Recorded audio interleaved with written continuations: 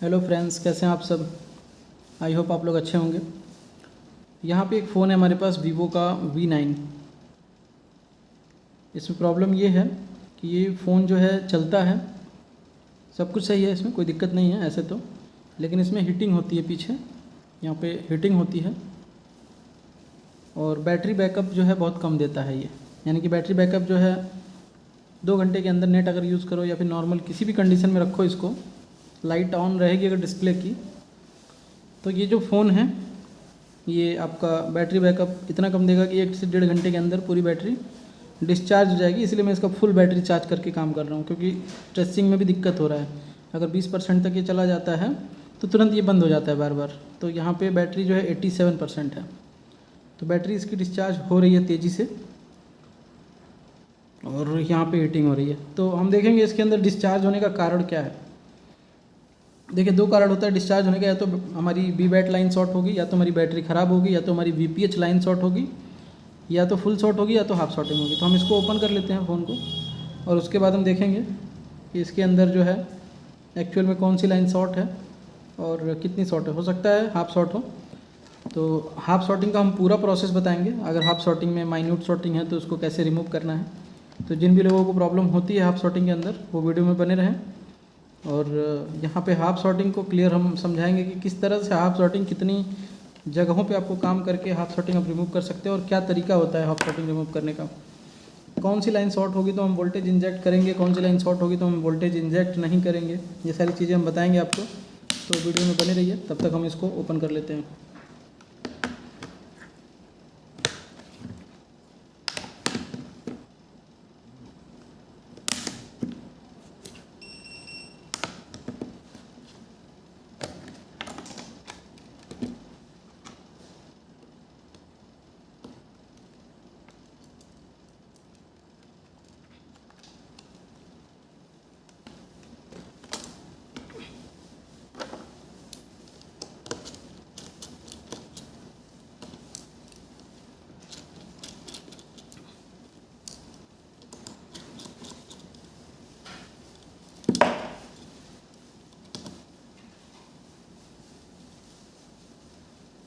तो I think इसमें लग रहा है पहले से काम हुआ है, तो ठीक है।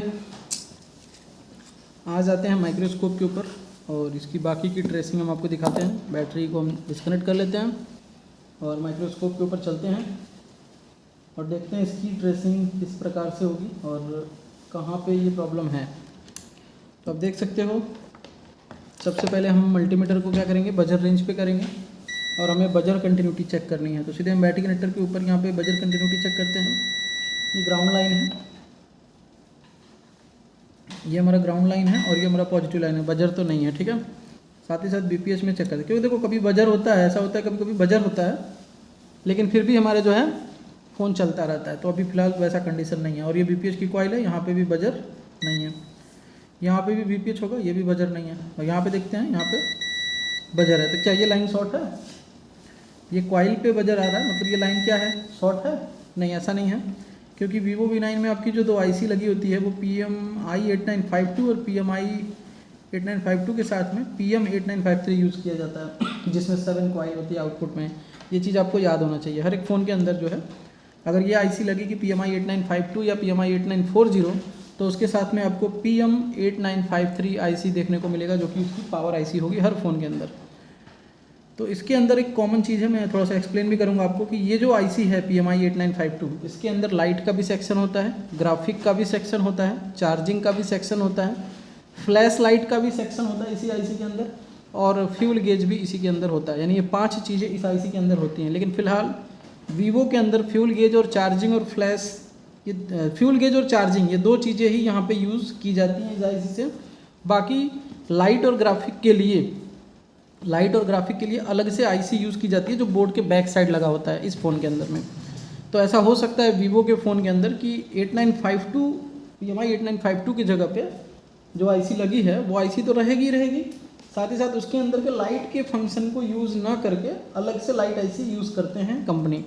तो ऐसा हो सकता है, आपको वीवो के फ़ोन में ऐसा देखने को मिल सकता है अभी, लेकिन आने वाले टाइम में कुछ भी हो सकता है। ऐसा कहा नहीं जा सकता कि केवल वीवो में ही हो सकता है, आपके रियलमी में भी मिले।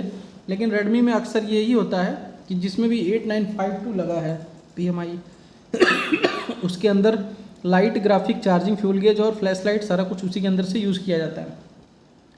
लेकिन यहाँ पे VPH पावर चार्जिंग का फंक्शन यहाँ पे है और फ्यूल गेज का फंक्शन है। बाकी लाइट की आईसियाँ जो है हटा दी गई हैं इसमें से। क्यों हटा दी गई? क्योंकि इसका लोड कम हो जाए, डिवाइड हो जाए लोड जो है अलग अलग आईसियों के ऊपर, जिससे इसकी जो है लाइफ बढ़ सके इस आईसी की। ठीक है, तो हम क्या करते हैं इस VPH कॉइल को, अब देखो यहाँ पे एक कॉइल यहाँ पे आपको दिख रही है जिसमें फुल ग्राउंड आ रहा है, दिख रहा है? तो यहाँ पे फुल ग्राउंड नहीं आ रहा है, ये ग्राउंड नहीं है। ठीक है, आपको ये ध्यान देना है, ये लाइन जो है ये ग्राउंड एक रहेगा। जब भी इस आईसी के साथ आप देखोगे ना, 3 कॉइलें दिखेंगी, एक 4 कॉइलें वैसे तो दिखती हैं। यहाँ पे देखो एक प्लेस खाली दिख रहा है और एक डायोड है यहाँ पे।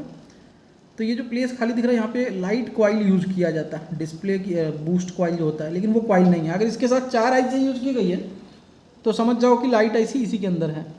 लेकिन जब 3 आईसी कॉइल यूज़ किया, सॉरी इसके साथ जब 4 कॉइल यूज़ की गई है, PMI 8952 के साथ जब 4 कॉइलें यूज़ की जाएंगी तो समझो लाइट की आईसी भी इसी के अंदर यूज़ किया गया है। लेकिन 3 कॉइलें यूज़ की गई हैं तो इस टाइम चांसेस पूरा है कि ग्राफिक की सप्लाई यहाँ बनेगी +5 -5।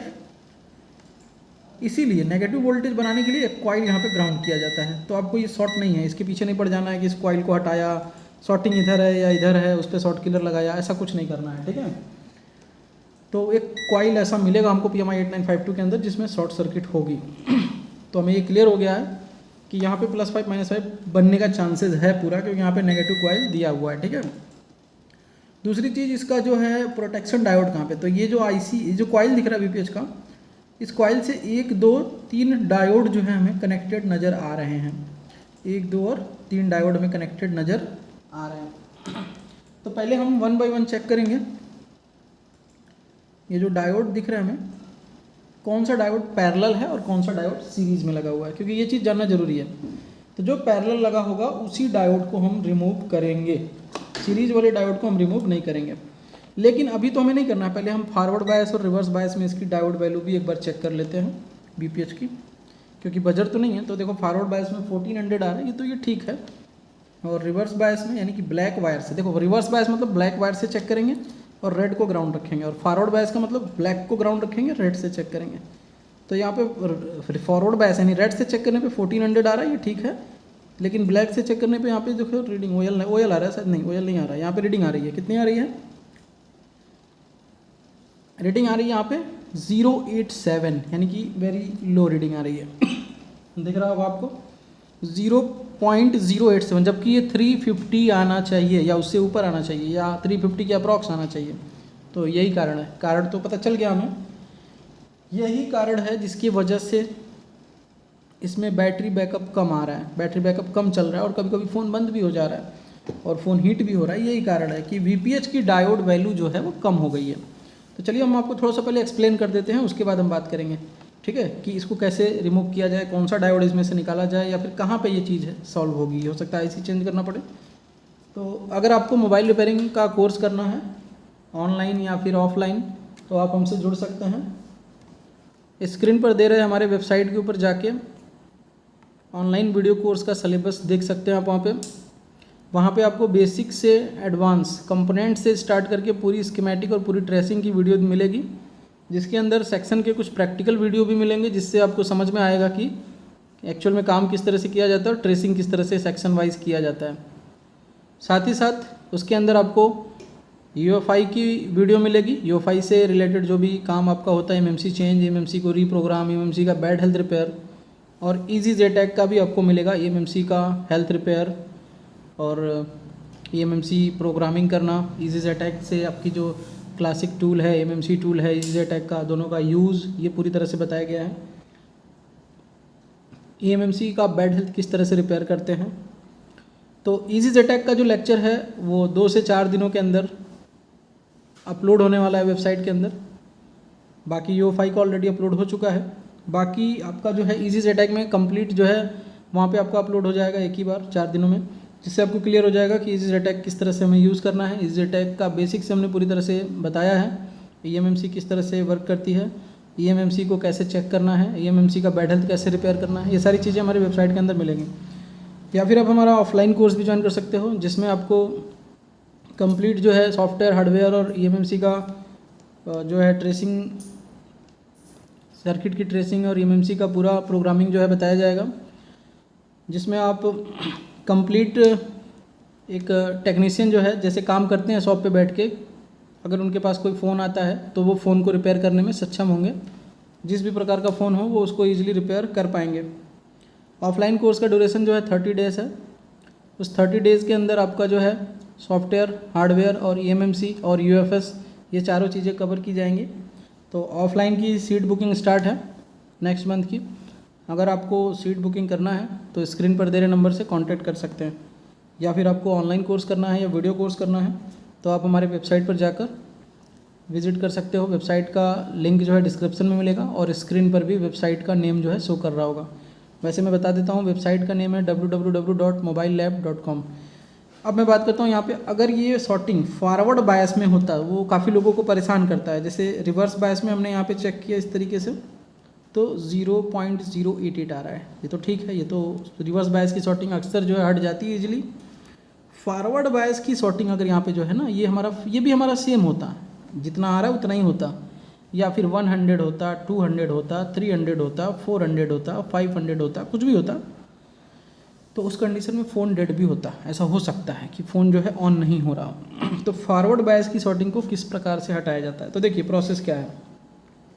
सबसे पहले आपको पता होना चाहिए कि उस बोर्ड के अंदर, वैसे तो ये वीवो का है, इसकी स्कीमेटिक है नहीं लेकिन इसका बिट मैप है, तो आपको पता होना चाहिए कि इस बोर्ड के अंदर जो है वीपीएच कहाँ कहाँ जाता है। तो हमें क्या करना है, बिट मैप पे आना है इसके। हम थोड़ा सा इसका बिट मैप आपको दिखा देते हैं ओपन करके। इसके बिट मैप पर आना है और बिट मैप पर आने के बाद आपको वीपीएच की लाइन पर क्लिक कर देना है बस। और मैं आपको स्टेप बताता हूँ कि किस स्टेप से आपको उसको फॉलो करना है। तो बिट मैप पे आने के बाद यहाँ वीपीएच की कॉइल पर हम इसमें क्लिक कर देते हैं, तो आपको नज़र आ रहा होगा कि वीपीएच सप्लाई देखिए कहाँ कहाँ पे जा रहा है।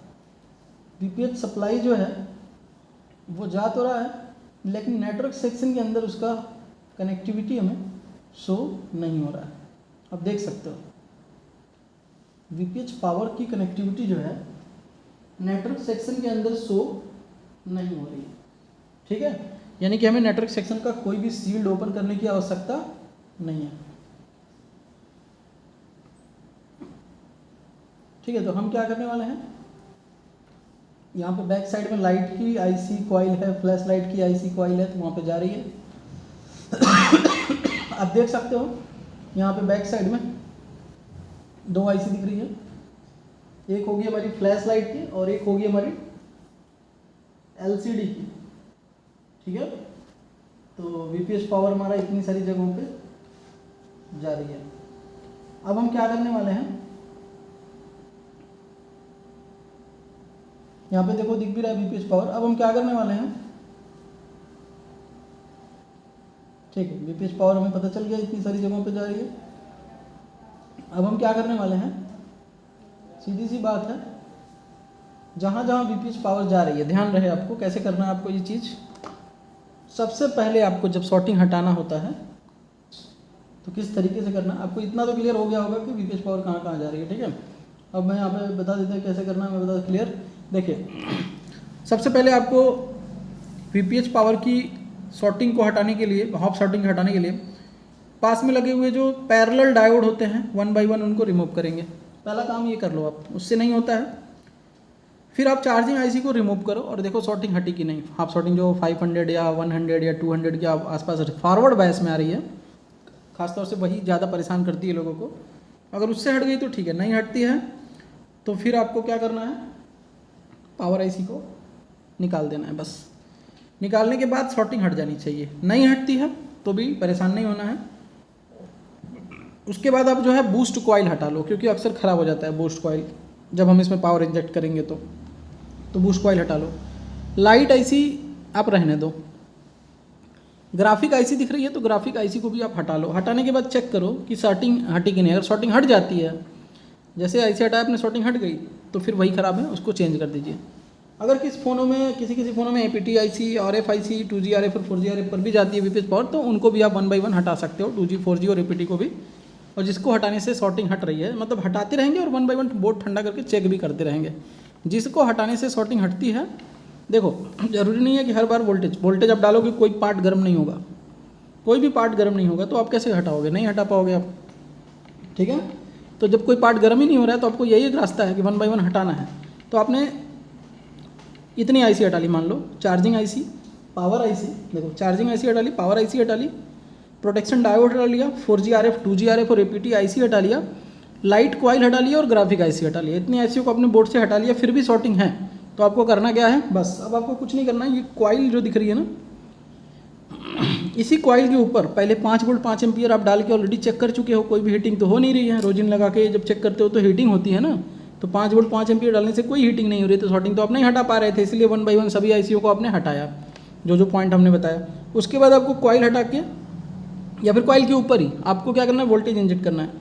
5 वोल्ट से 6 वोल्ट जाना है, 6 वोल्ट 5 एम्पियर, फिर 7 वोल्ट 5 एम्पियर, फिर 8 volt 5 ampere, 9 volt 5 ampere, 10 volt 5 ampere, 11 volt 5 ampere, 12 volt 5 ampere लगा के यहाँ थोड़ी देर तक छोड़ना है। लगा के यहाँ पे पहले तो झटके से टच करके हटाना है, देखना है कुछ बर्न होता है वो मिल रहा है कि नहीं, नहीं मिल रहा है तो लगा के यहाँ पे थोड़ी देर छोड़ना है।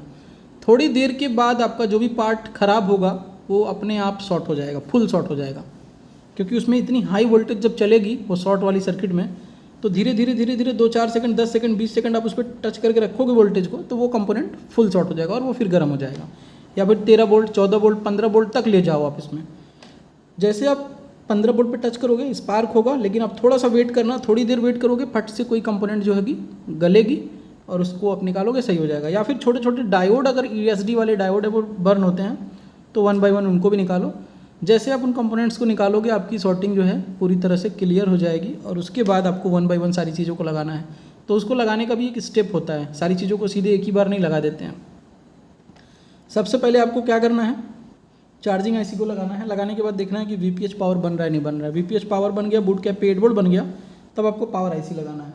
पावर आईसी लगाने के बाद इन कॉइलों पे वोल्टेज बन जाएगी और फ़ोन आपका ऑन हो जाएगा। ऑन होने के बाद डिस्प्ले नहीं आएगा, तो आपको लाइट कॉइल और ग्राफिक की आईसी को लगा देना है। पहले ग्राफिक आईसी फिर लाइट कॉइल लगा देना है, जिससे आपकी डिस्प्ले भी आ जाएगी, फ़ोन ऑन हो जाएगा।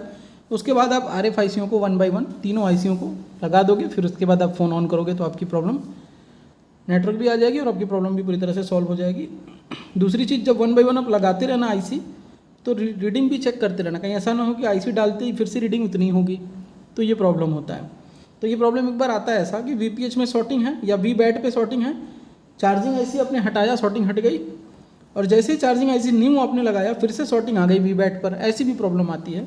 तो उस टाइम इस आईसी से जुड़ा हुआ एक कंपोनेंट होता है जिसका नाम होता है VARB। मैं वो कंपोनेंट आपको नहीं दिखा रहा हूँ, वैसे आपको पता होगा। VARB का कैपेसिटर जो है उसको रिमूव कर देने से, ये मेरे वेबसाइट कोर्स में पूरी तरह से एक्सप्लेन किया गया, स्कीमेटिक में पूरी तरह से दिखाया गया कहाँ पे है वो, और किसी भी फ़ोन के अंदर उसको आप ढूंढ सकते हो। तो वो VARB कैपेसिटर जैसे आप रिमूव करोगे तो आपकी ये समस्या सॉल्व हो जाएगी, आईसी बदलनी नहीं पड़ेगी और आपकी शॉर्टिंग बैटरी कनेक्टर से हट जाएगी।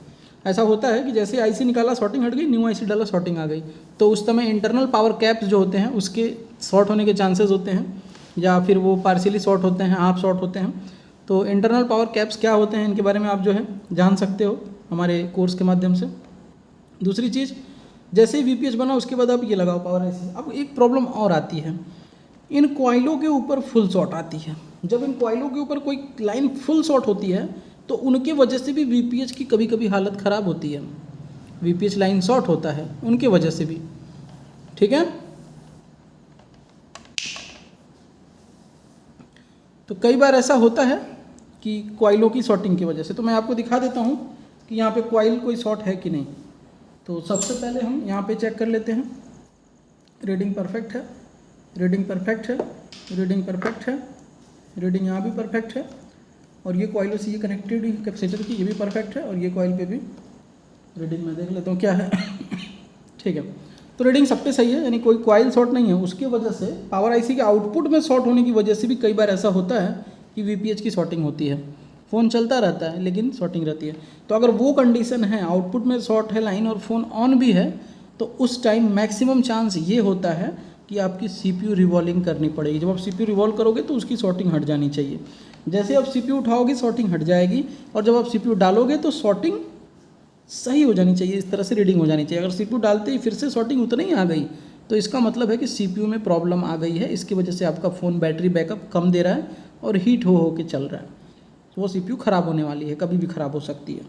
तो अगर ऐसा भी होता है कि CPU हटाया फिर भी ये शॉर्ट नहीं हुई, काफ़ी चीज़ें हैं इसके अंदर। अगर आपको इन सारी चीज़ों के बारे में डीप में नॉलेज चाहिए कि कैसे कौन सी लाइन कहाँ जाती है और किस तरह से उनको ट्रेस करना है, उस पर रीडिंग कितनी आनी चाहिए, तो हमें कहाँ पे काम करना चाहिए, तो आप हमारे वेबसाइट कोर्स में जा सकते हो। ये बेसिक सी चीज़ है, वो सारी चीज़ें उसमें एक्सप्लेन की गई है बिल्कुल भी डीप में, तो आप वहाँ पे समझ सकते हो। बाकी इस वीडियो से आपको इतना समझ में आया कि इन पे रीडिंग जैसा मैंने दिखाया वैसा होना चाहिए। शॉर्टिंग अगर रहती है तो उसके कारण भी VPH में शॉर्टिंग आ जाती है, कई बार ऐसा देखने को मिलता है। तो फर्स्ट हमने ये क्लियर कर लिया कि पावर IC की इनपुट में जो शॉर्टिंग है वो आउटपुट के कारण नहीं है, और बैटरी कनेक्टर के ऊपर कोई शॉर्टिंग है कि नहीं वो हमने देखा। बैटरी कनेक्टर के ऊपर देख भी लेते हैं हम यहाँ पे रिवर्स बायस और फॉरवर्ड बायस दोनों में। तो 400 रिवर्स बायस में और फॉरवर्ड बायस में हमारा जो है 800 आ रहा है, यानी कि बैटरी कनेक्टर पे 800 की भी रीडिंग कम आ रही है। ये 800 भी सही होगी थोड़ी सी, जब VPH की सही होगी तो ये 800 जो है 100 से ऊपर जाएगी। वो प्रॉब्लम इस IC से भी हो सकती है, चार्जिंग IC से। तो चलिए हम अब शॉर्टिंग को हटाने की कोशिश करते हैं, जो शॉर्टिंग हमारी रिवर्स बायस में आ रही है उसको। आई होप कि आपको समझ में आया होगा कि किस तरीके से शॉर्टिंग को रिमूव किया जाता है। वीडियो को आप रिपीट कर लो, उससे आपको क्लियर पता चलेगा कैसे करना है, और 2-4 बार आप वीडियो देख भी सकते हो। और साथ ही साथ आप जो है वीडियो देख के अपना एक नोट्स बना लो, जिस तरह से हमने बताया कि कैसे आपको शॉर्टिंग हटाना है। और अगर वीडियो अच्छा लगा है तो वीडियो को लाइक कर दीजिएगा। चलिए हम इसको हटा के आपको दिखाते हैं। देखिए, सबसे पहले हमने क्या बताया कि हम ऐसा कंपोनेंट ढूंढेंगे जो पैरेलल में लगा हुआ है। तो हम बजर पे कनेक्ट करेंगे इसको, मल्टीमीटर को, और वो कंपोनेंट को हम ढूंढते हैं। तो हमें एक डायोड यहाँ पे नज़र आ रहा है, तो हमें ऐसा डायोड ढूंढना है जिसका एक सिरा जो है ग्राउंड होगा, ये वाला डायोड। यानी ये पैरेलल है, ये भी पैरेलल है, ये भी पैरेलल है, यानी कि तीनों डायोड हम निकाल सकते हैं 1 बाई 1। ठीक है, तो चलिए 1 बाई 1 डायोड निकालेंगे और देखेंगे कि कौन से डायोड को निकालने पे हमारा शॉर्टिंग ठीक होता है। तो कोई भी डायोड निकालना हो, सबसे पहले हमें जो है इस पर पेस्ट अप्लाई करना पड़ता है। चलिए, सबसे पहले ये नीचे वाली डायोड को हम निकालेंगे जो VPH लाइन में कनेक्टेड है।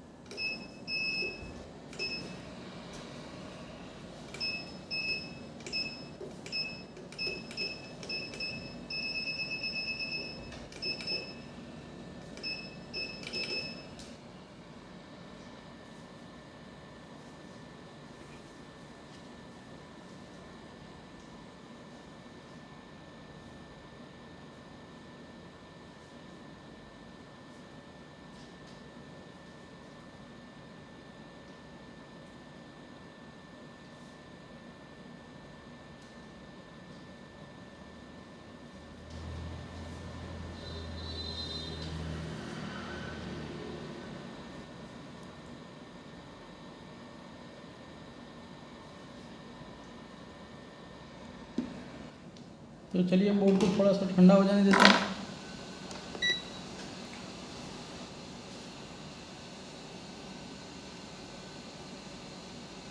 अब देख सकते हो रीडिंग चेंज हुई है, हीट है बोर्ड इतना, उसके बावजूद भी रीडिंग यहाँ पे जो है 175 है, यानी कि सही हो चुका है। थोड़ा सा ठंडा होने देते हैं, ये सही हो गया। एक ही डायोड, फर्स्ट डायोड से ही काम हो गया।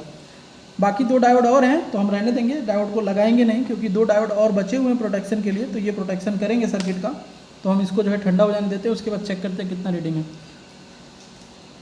वो डायोड मुझे थोड़ा सा डाउटफुल नज़र आ रहा था, वैसे तो वो क्लियर है, दिखने में क्लियर था, लेकिन थोड़ा डाउट लग रहा था मुझे कि वहीं से होगा।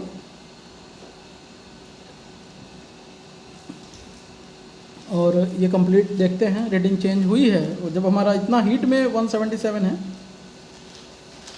देखो 250 जा चुका है, यानी कि वो हो चुका है सही। अभी बोर्ड हीट है, काफ़ी ज़्यादा हीट है, ये मतलब हाथ जल जाएगा इतना है। तो इस तरह से आपको समझ में आया होगा कि किस तरह से हमें शॉर्टिंग हटाना। ये एक बेसिक शॉर्टिंग थी, बहुत ही ज़्यादा बेसिक, मात्र 2 मिनट का काम था ये, लेकिन मैंने आपको शेयर किया और इसमें काफ़ी नॉलेज दिया आपको कि कैसे कैसे करना है। इस IC के अंदर कौन कौन सा सेक्शन होता है, light graphic, flash light, charging, और वीवो इसका यूज नहीं करता है। ऐसा भी हो सकता है कि इस IC से ग्राफिक न बना के बैक साइड यहाँ शील्ड के अंदर IC लगाए, उसमें ग्राफिक बने, इधर लाइट की IC लगाए, वहाँ लाइट बने। या फिर ऐसा हो सकता है कि केवल लाइट यूज़ करे और फ्लैश लाइट यूज़ करे और ग्राफिक की वोल्टेज +5 -5 यहीं बनाए। तो ऐसा होता है, तो आपको बोर्ड को देखने के बाद ही क्लियर होगा। जैसा कि अगर आपको पढ़ाया हमने या फिर आपने कहीं पे भी क्लास किया होगा तो आपको बताया गया होगा कि PMI 8952 या PMI 8940 लाइट की IC का भी काम करता है, लेकिन यहाँ पे नहीं कर रहा है। इस IC में बूस्ट कॉइल है ही नहीं। यहाँ पे बैक साइड में क्या है, बैक साइड में तो CPU है, तो CPU में थोड़ी ये सारी चीज़ें जाएंगी। तो यहाँ पे तो बूस्ट कॉइल है ही नहीं, तो बूस्ट कॉइल वहाँ नहीं है, बूस्ट कॉइल यहाँ शील्ड के अंदर है, उसके पास लाइट IC है, अलग से लगी हुई है। और यहाँ पे एक ग्राउंड कॉइल लगा हुआ है, इसका मतलब है कि ये +5 -5 तो बनाएगी, लेकिन ये बूस्ट वोल्टेज जो हमारी 20 वोल्ट की होती है वो नहीं बनाएगी। यहाँ से हमें बोर्ड को देख के आइडिया लग गया, स्कीमेटिक की कोई आवश्यकता नहीं है। तो चलिए, अब इसी तरीके से अगर आपको डेटा पता होता है ना इसी का, कि इस IC के अंदर सेक्शन क्या होता है, कितनी लाइन होती है, कौन सा वोल्टेज कहाँ पे बनता है, कौन कौन सी वोल्टेज का क्या काम है, तो आपको स्कीमेटिक की आवश्यकता होती नहीं है। ठीक है, तो चलिए थोड़ा सा ठंडा और कर लेते हैं। फ़ोन को रिपेयर करने के लिए स्कीमेटिक की आवश्यकता पड़ती नहीं है। ईजिली विदाउट स्कीमेटिक जो है फ़ोन को आसानी से ट्रेस किया जा सकता है और रिपेयर किया जा सकता है। वैसे तो फ़िलहाल मैं आपको एक बार फाइनल दिखा देता हूँ कि रीडिंग क्या है ठंडा होने के बाद। आप देख सकते हो 300 हो चुकी है। ठीक है, तो चलिए हम इसको जो है चेक कर लेते हैं एक बार कंप्लीट। हम इसको ऑन भी करेंगे।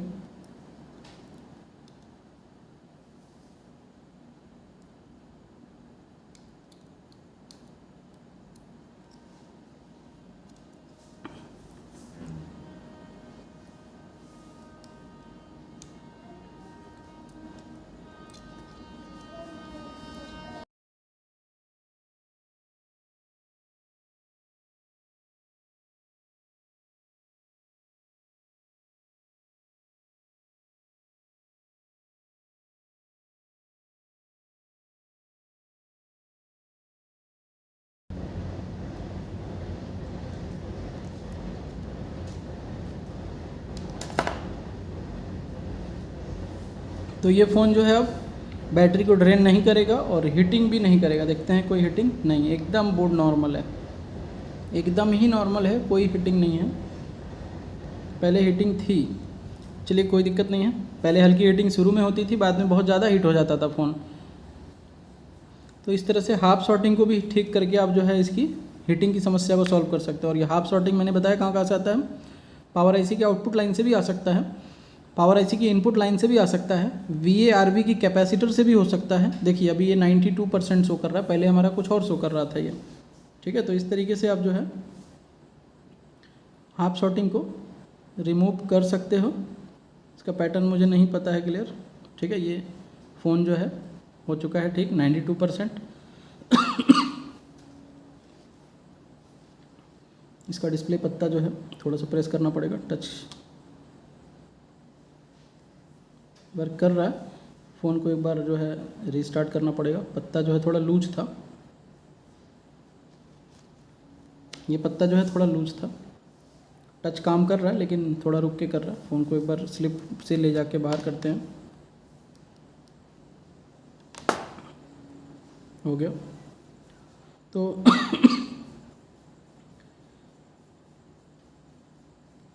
ये हाथ से प्रेस करना पड़ रहा है। इसका डिस्प्ले जैक थोड़ा लूज है।